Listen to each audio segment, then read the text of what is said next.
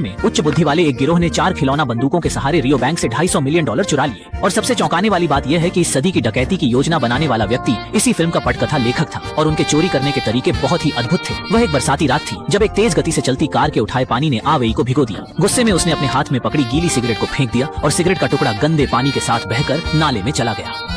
जैसे उसने नजर ऊपर उठाई, उसने महसूस किया कि वह रियो बैंक के सामने खड़ा था। उस मैनहोल कवर का पीछा करते हुए वह शहर के बाहरी क्षेत्र तक पहुंचा और एक पुल के नीचे सीवर का आउटलेट खोजा जहां पूरे क्षेत्र का गंदा पानी बहता था। आवेई ने नीचे छलांग लगाई और देखा कि आउटलेट बड़ा और छिपा हुआ है। अचानक उसके दिमाग में एक अजीब ख्याल आया। वह बैंक लूटने की योजना बना रहा था, लेकिन इसे अकेले अंजाम देना संभव नहीं था। इसलिए उसने ताले खोलने में माहिर हुजू अंकल और अनुभवी चोर ओल्ड माँ को बुला लिया।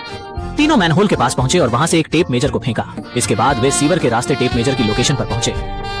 हाँ, यह सब एक योजना का हिस्सा था, लेकिन उससे पहले उन्हें बैंक का फ्लोर प्लान चाहिए था। इसलिए वे कैमरे के साथ बैंक गए और वहाँ पागलों की तरह तस्वीरें खींची। जल्द ही एक सिक्योरिटी गार्ड ने उन्हें पकड़ लिया और नीचे के बेसमेंट में ले गया, जहाँ बैंक का वॉल्ट और सेफ मौजूद थे। गार्ड ने उनके कैमरे की पूरी जांच की, लेकिन कुछ नहीं पाया। दरअसल आवेई ने चतुराई से मेमोरी कार्ड पहले ही निकाल लिया था और गार्ड का ध्यान भटकाने के लिए वह सब किया।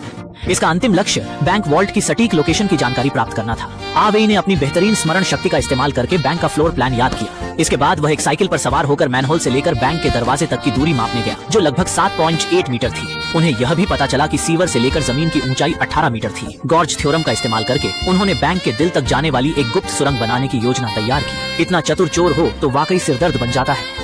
योजना अब तक अच्छी चल रही थी, लेकिन एक मुख्य बाधा सामने आई। जैसे ही तिजोरी को तोड़ने की कोशिश होती, अलार्म बजने लगता और पुलिस कुछ ही मिनटों में पहुंच जाती। आवेई चाहे कितना भी चालाक हो, तुरंत कोई समाधान नहीं ढूंढ सका। हालात ठहरे हुए लगने लगे। तभी एक दिन जब आवेई छत पर लेटा हुआ तारों को देख रहा था, अचानक उसे एक अनोखा और शानदार तरीका सूझ पड़ा।